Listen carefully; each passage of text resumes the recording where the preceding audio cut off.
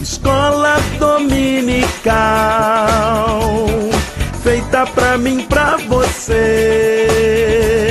Espaço pra crescer e a Bíblia conhecer, sempre junto com você. Escola dominical, feita pra mim, pra você. Espaço pra crescer e a Bíblia conhecer, sempre junto com você. Graça e paz a todos que estão aqui no canal Palavra Viva e Fiel. Vamos para o estudo da carta do apóstolo Paulo aos Coríntios, com o tema Nova Criatura. É o tema deste trimestre na revista do Programa de Educação Cristã Continuada, editado pela Igreja Mãe do Centenário em Belém do Pará, Convenção CADB. Nossa lição de número 11 tem como assunto Desprendimento e Sofrimento de Paulo, em 2 Coríntios capítulo 11. O texto áureo nos fala: mas receio que, assim como a serpente enganou a Eva com a sua astúcia, assim também seja corrompida a vossa mente, e se aparte da simplicidade e pureza devidas a Cristo. A leitura bíblica está em 2 Coríntios capítulo 11, versículos 1 a 15. A verdade prática nos ensina que devemos testemunhar o verdadeiro evangelho, ainda que isso nos custe renúncias pessoais. Antes de passarmos para o estudo do comentário da lição, lembre de deixar o seu like, o seu curtir aqui neste vídeo. Lembre também de compartilhar essa ministração com seus amigos, parentes, irmãos em Cristo, pois fazendo isso você estará nos ajudando a espalhar a boa semente aos corações. Passemos então ao comentário da nossa lição. A introdução do nosso comentário nos fala que, empenhado em mostrar que a igreja de Corinto estava sendo enganada, Paulo passa a expor sua conduta em comparação a dos falsos mestres que pregavam uma mensagem manipulada por Satanás. Primeiro tópico, Igreja, a noiva de Cristo. O que era incompreensível para os falsos mestres era o fato de Deus ter se manifestado como um homem para fazer esse sacrifício. Primeiro item, o zelo de Paulo na preparação da noiva. Quisera eu me suportasseis um pouco mais na minha loucura. Suportai-me, pois, porque zelo por vós com zelo de Deus, visto que vos tenho preparado para vos apresentar como virgem pura a um só esposo, que é Cristo. Paulo pretende preservar a igreja do engano e dos enganadores. Por isso, ele fala das lutas e aflições como sinais do verdadeiro apostolado.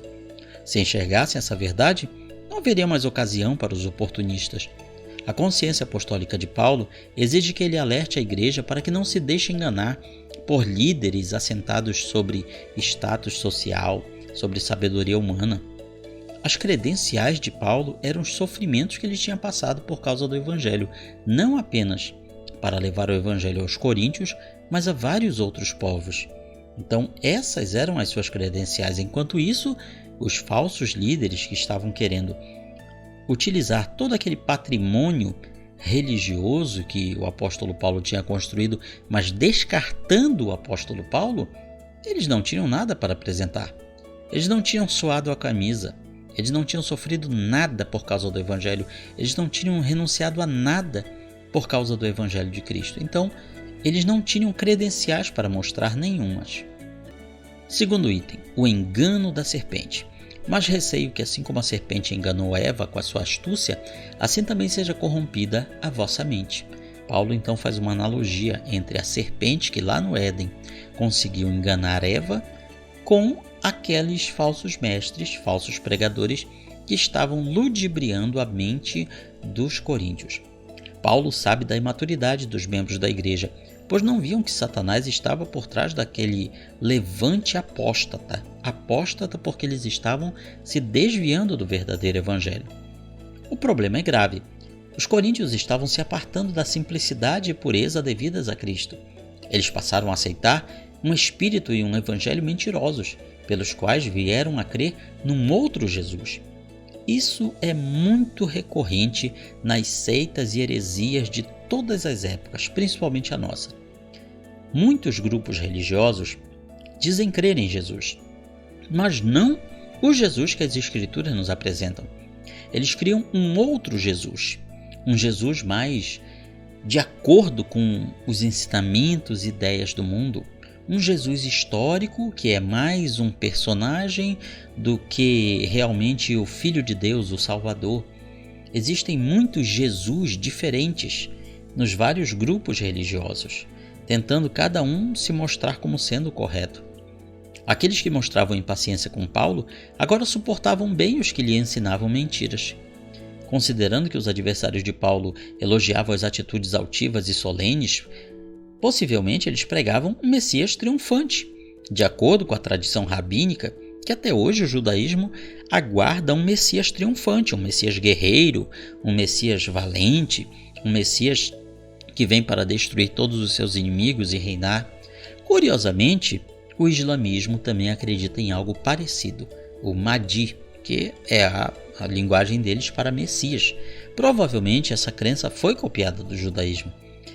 Mas com isso eles não admitiam que a cruz foi o instrumento ao qual Jesus se submeteu para nos salvar. A ideia de um Messias sofredor que vem se diminuir, se humilhar até a morte da cruz, isso era algo que não se encaixava no padrão do evangelho deles. Semelhantes a Adão e Eva, eles também estavam se deixando enganar pela serpente. Aliás, o próprio Jesus disse que Satanás é mentiroso e pai da mentira, ou seja, para usar um linguajar bem atual, é como se Satanás fosse o mestre da mentira. Era isso que Paulo estava querendo dizer. Ele sabe mentir como ninguém. Ele sabe mostrar uma verdade como se fosse uma mentira, e vice-versa. O terceiro item, dignidade ministerial, porque suponho em nada ter sido inferior a esses tais apóstolos. Paulo está muito preocupado com a cegueira espiritual que tomou conta da mente dos coríntios. Depois de alertar a igreja, ele sustenta a defesa de sua trajetória como apóstolo.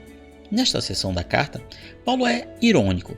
Ele fala: eu suponho não ter sido em nada inferior a esses tais apóstolos. Ele está usando de ironia. Ele se refere a esses falsos apóstolos como hiperlian apostolon, superapóstolos, o que revela bem a ironia. Ele começa admitindo que é falto no falar, mas não quanto ao conhecimento, nem quanto ao exemplo de vida e à dedicação de ensinar à igreja todas as verdades necessárias. O que Paulo está mostrando é que belos sermões não são mais importantes que o conhecimento que lhe foi revelado diretamente por Deus e também pela experiência de muitos sofrimentos que ele tinha passado.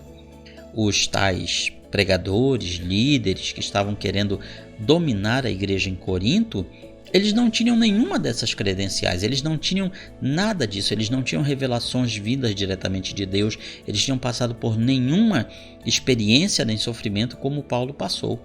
É isso que ele está destacando aqui para a igreja de Corinto. Segundo tópico, desprendimento de Paulo. Acusado de menosprezar a oferta dos coríntios, Paulo se defende ao mencionar a injustiça de ser acusado pelo bem de anunciar-lhes o evangelho gratuitamente. Primeiro item, humildade e voluntariado. Cometi eu, porventura, algum pecado pelo fato de viver humildemente para que vós fosseis exaltados, já que gratuitamente vos anunciei o evangelho de Deus? O que ele está querendo dizer com isso? Ele está lembrando aos coríntios que, quando ele chegou em Corinto para anunciar-lhes o evangelho, ele não pediu nenhum tipo de ajuda material dos coríntios, para que eles não pensassem que ele estava vendendo o evangelho, como era comum naquela época. Havia muitos pregadores e filósofos que traziam novos conhecimentos, mas mediante pagamento. Como Paulo se sustentou nesse período? Do seu próprio trabalho. Ele era artesão, fazedor de tendas. Além disso, as outras igrejas que Paulo já havia fundado mandavam para ele regularmente ajuda. Por isso ele menciona: outras igrejas eu despojei, recebendo delas sustento, para vos anunciar o evangelho. Ou seja, ele havia literalmente saqueado essas outras igrejas. Saqueado no sentido de trazer delas o sustento para se manter enquanto ele estava começando o trabalho em Corinto. Ou seja, ele abriu mão do direito de receber ofertas, provisões dos crentes em Corinto. Essa decisão foi tomada porque naquela cidade os mestres filósofos costumavam entender os discípulos como clientes, ou seja, eles tinham que pagar. Esse ambiente não favorecia a liberdade que Paulo precisava para pregar com franqueza a mensagem de um Salvador que confrontou doutores e não buscava alunos ricos. Além disso, Paulo entendia que anunciar o evangelho era sua obrigação e não fonte de renda. Ao que parece, isso foi o suficiente para seus desafetos afirmarem que ele menosprezava os coríntios. Então veja como eles procuravam inverter a situação. Dizer, olha, sabe por que Paulo ele não aceita as ofertas, as ajudas de vocês coríntios? É porque ele acha que o dinheiro de vocês não é tão bom quanto o das outras igrejas. É porque ele despreza vocês. É porque ele acha que vocês são tão pobres que ele recusa qualquer tipo de ajuda que venha de vocês. E não era nada disso. Na verdade, Paulo se recusava a aceitar ofertas e contribuições dos coríntios naquele começo do evangelho, que era justamente para não dar ocasião à murmuração. O trabalho manual certamente contribuiu para que o julgassem inferior ao cargo de apóstolo. Afinal de contas, na sociedade greco-romana, o trabalho braçal, o trabalho manual, não era bem visto. Era visto como coisa de gente inferior, já que as pessoas de melhor situação tinham seus escravos e servos para fazerem os trabalhos braçais por elas. Paulo ironiza a incoerência dessa queixa, demonstrando que o estão acusando do bem que ele lhes fez. Afinal, escolheu humilhar-se e até receber auxílio de igrejas da Macedônia, que era uma região mais pobre do que Corinto, para que pudesse honrá-los gratuitamente com a mensagem verdadeira do Evangelho. Então veja que o desprendimento de Paulo estava sendo interpretado de maneira invertida por aqueles falsos pregadores. Segundo item, suprimento e glória. No intuito de dizer quanto bem lhes fez, sem jamais lhes causar transtorno, Paulo revela que chegou a passar privações enquanto esteve na cidade, mas preferiu renunciar a qualquer retribuição financeira e não ser pesado a ninguém. O escritor cristão Bittencourt nos mostra que os coríntios se beneficiavam da pregação, mas eram as igrejas pobres da Macedônia, como a de Filipos, que enviavam ofertas a Paulo. Apesar de ser criticado, Paulo reafirma que ninguém lhe tiraria a glória de ter anunciado o evangelho com isenção e dignidade. Note que ele reivindica para si um componente curricular que os demais, apesar de se dizerem de Cristo, não possuíam, pois eles não ensinavam de graça. Os opositores de Paulo faziam parte do grupo dos chamados sofistas, que eram pregadores ou mestres ou filósofos profissionais de grande oratória, sabiam falar muito bem, mas os seus serviços eram vendidos. Eles como que alugavam as suas vozes e a sua oratória para quem pagasse mais, ao contrário do que Paulo fazia. Acerca da recusa das ofertas, ele pergunta, como quem estivesse diante dos seus leitores: por que razão as recusei? É porque não vos amo? Não, não era por falta de amor aos coríntios. Deus sabe, mas para que seus opositores não alegrassem que ele também cobrava pela mensagem. Terceiro item, Satanás se transforma em anjo de luz. É o que ele fala com todas as letras aqui no versículo 14. Paulo mostra que os que o acusam de não receber dinheiro com a intenção de desonrar a igreja eram, na verdade, obreiros fraudulentos, que se faziam passar por apóstolos. Isso não era de se admirar. Então ele declara: o próprio Satanás se transforma em anjo de luz. Observe que Paulo não está criticando que os ministros de Deus sejam mantidos pelas igrejas. Nada disso. Na sua primeira carta, no capítulo 9, ele defendeu o sustento do obreiro pela igreja. Mas o que ele está condenando duramente é os que usam esse pretexto para explorar as igrejas. Daqui em diante, Paulo mostrará que todos os defeitos dos quais ele foi acusado são, na verdade, virtudes apostólicas. O terceiro item nos fala dos sofrimentos na missão. Num dos trechos mais subjetivos da carta, Paulo fala de seus inúmeros sofrimentos, como quem expõe assim uma relação de privilégios que todos consideravam fracassos. Nesse exercício de memória, há também a ironia contra os que se diziam apóstolos sem nunca ter arriscado suas vidas por amor à igreja. O primeiro item, fadigas, prisões, açoites e perigos. Escreve ele: são ministros de Cristo? Falo como fora de mim, eu ainda mais. Em trabalhos, muito mais em prisões, em açoites sem medida, em perigos de morte, muitas vezes. Paulo pediu que os coríntios suportassem aquele desabafo. O que ele estava fazendo era desabafar. O que ele estava jogando na cara da igreja de Corinto é: essas pessoas não colocaram um prego numa barra de sabão por causa do evangelho aqui em Corinto. Eles não colocaram as suas vidas em risco. Eles não foram apedrejados, não foram chicoteados. Eles não tiveram que abrir mão de nada por causa do evangelho. E vocês estão dando preço para essa gente? E eu, que sofri poucas e boas para trazer o evangelho a vocês, vocês estão me rejeitando? Então é esse o desabafo de Paulo. Seu propósito é mostrar que um ministro de Cristo não prioriza títulos, retórica ou prestígio social. Mesmo se reconhecendo insensato por falar de si, Paulo passa a fazer uma comparação. Ele começa: eles são hebreus? Eu também. Eles são israelitas? Eu também. São da descendência de Abraão? Eu também. Mas não é na descendência que se reconhece um verdadeiro pastor. Aqueles homens se diziam discípulos, mas não apresentavam credenciais que Jesus especificou e que passaram a ser listadas no versículo 23. Eles são ministros de Cristo? Eu mais. Em trabalhos, em açoites, em prisões, em perigos de morte. Paulo diz que age como um insensato. É como se ele, por um momento, soltasse os freios e desabafasse tudo o que lhe ia na alma, os grandes sofrimentos que tinha passado. Ele precisava dizer que só ele havia sofrido trabalhos que envolviam viagens e implantação de igrejas no mundo gentil. Prisões, açoites, como aconteceram em Filipos e Éfeso, risco de morte. Ou seja, havia pessoas tramando para tirar a vida do apóstolo. O segundo item, detalhamento dos sofrimentos e perigos. Aqui temos uma série de aflições suportadas durante o ministério de Paulo. Uma sequência crescente de fatos que impactam o leitor e o levam ao convencimento. Note que ele está parodiando o costume dos orgulhosos oficiais romanos que expunham suas vitórias em placas para serem homenageados publicamente.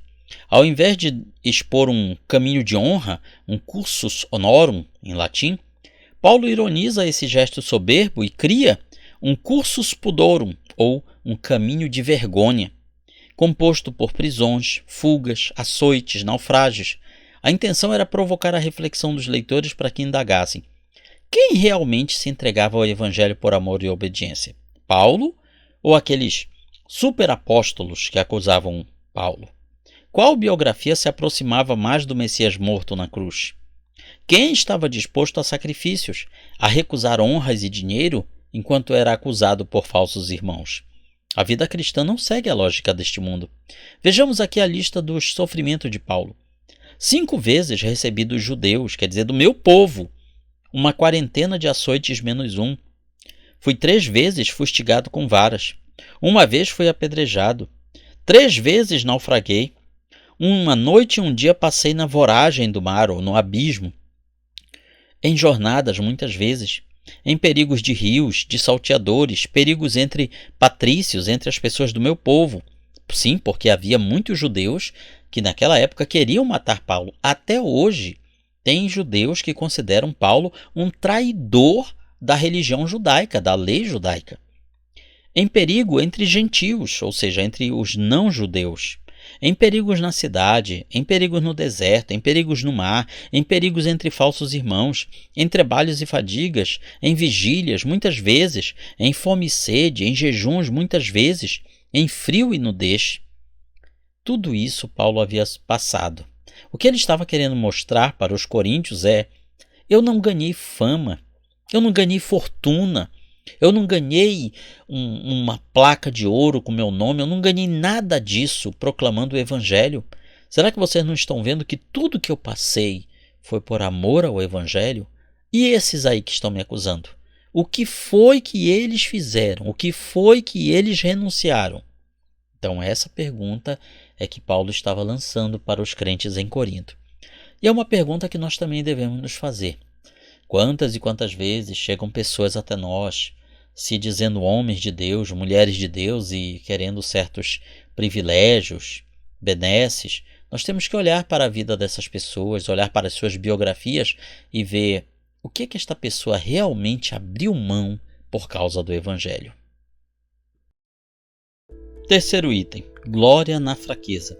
Se tenho que gloriar-me, gloriarei no que diz respeito à minha fraqueza. Ao dizer sua biografia, ele espera mostrar à igreja quem estava de fato empenhado em servi-la.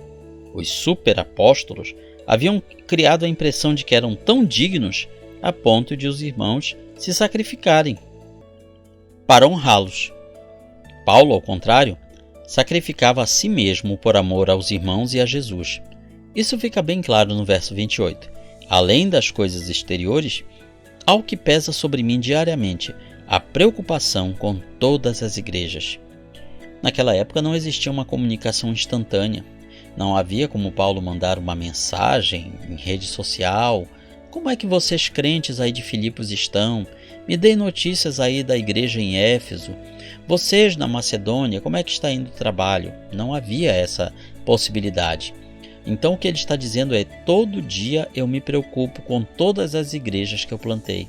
Como é que elas estão? Ele dependia das notícias que chegavam até ele, ocasionalmente, trazidos por irmãos dessas igrejas. Portanto, ele ficava preocupado, ele ficava com o seu coração pesado, temeroso de que outras igrejas tivessem se desviado do caminho da verdade, assim como os coríntios, como eles fizeram.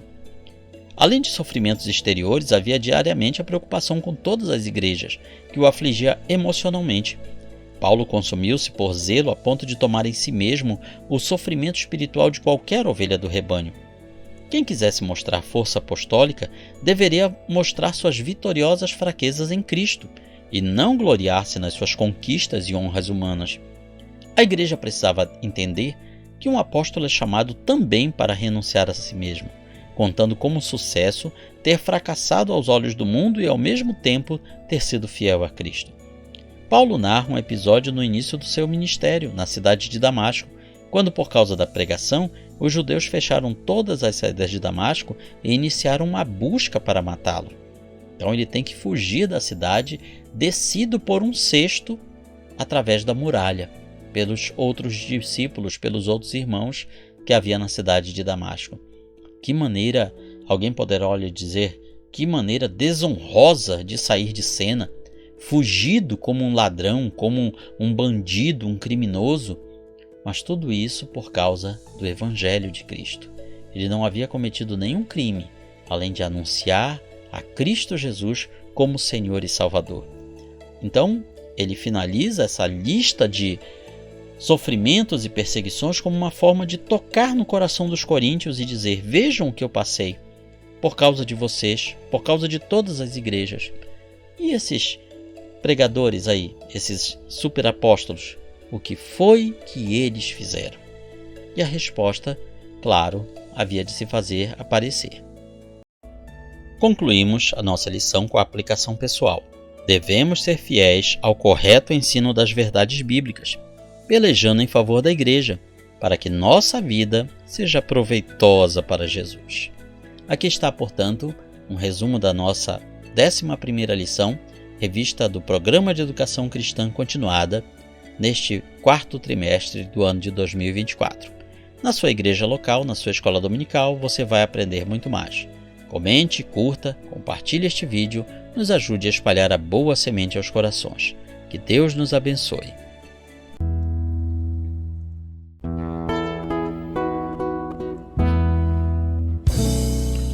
Findou-se o tempo de estudo da escola dominical. Boa lição aprendemos do nosso Pai Celestial. Despede-nos, Jesus Cristo, em tua paz e amor, e nos concede para sempre o teu celeste favor. Aos visitantes e amigos agradecemos também. Que a paz de Deus reine em todos e até domingo que vem. E até domingo que vem. E até domingo que vem.